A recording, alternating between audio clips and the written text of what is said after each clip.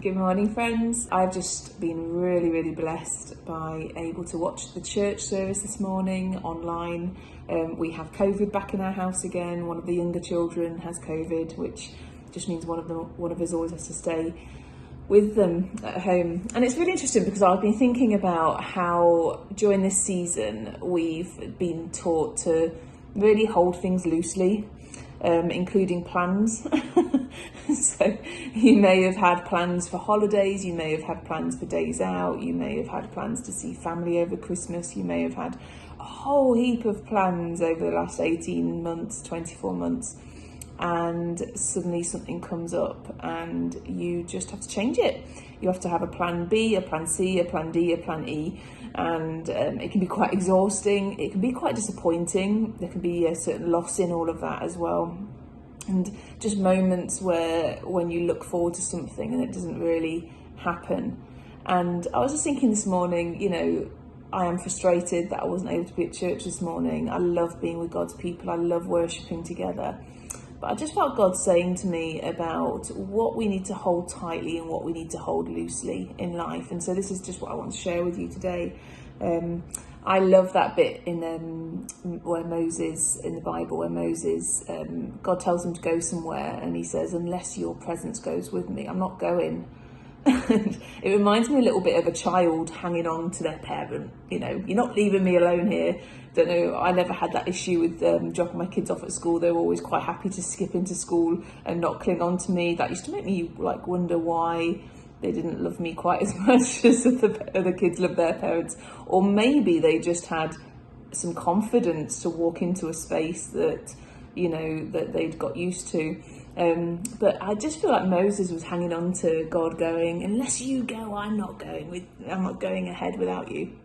And I was thinking about that and thinking, the one thing we hold tightly to in life is the cloak of God. Unless your presence goes with me, I'm not going. Unless you are walking with me every step of the way, I'm not going. So that's the bit that we hold tightly onto. But the rest, we have to have a kind of open hand. And this is the bit that I think sometimes we find quite hard.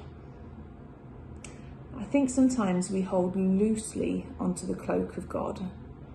Well, if God's there, great. If he's not, fine. But I'll hold tightly onto the things of this world. I'll hold tightly onto other relationships. I'll hold tightly onto worldly resources. I'll hold tightly onto the fact that my health is good. I'll hold tightly onto the fact that, I'll never be without because I've worked so hard to get where I am. And friends, if I can be really gentle but strong with you this morning, that is completely the wrong way around. When we hold loosely onto the presence of God and tightly onto the things of this world, that's where we can really come to a difficult place in our lives. And sometimes God allows those difficult places to happen, difficult situations to happen, so that we can just readjust. What is it am I holding on to tightly? What is it I need to have my hand open to? And so my encouragement this morning is I just want you to think about those few things. How tightly are you holding on to God right now?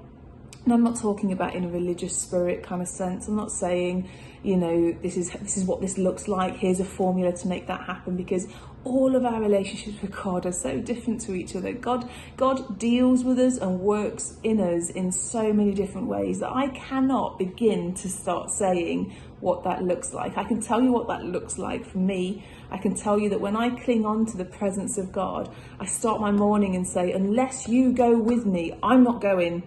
Unless you're with me, I'm not going into that meeting. I'm not having that conversation with that funder. I'm not having that conversation with that other church leader. I'm not doing it unless you come with me.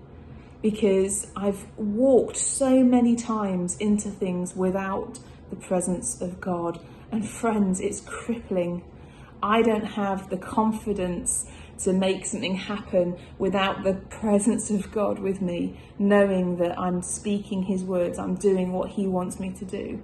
So how are you holding on tightly, and how are you keeping that hand loose with all the other things? And that doesn't mean you don't care about them. Of course you care about your relationships. Of course you care about worldly goods. We all do.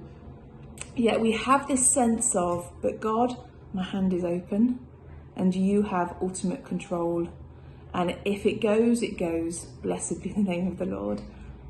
So that's just an encouragement to you all this morning. God bless, and I'll see you a bit later on this week.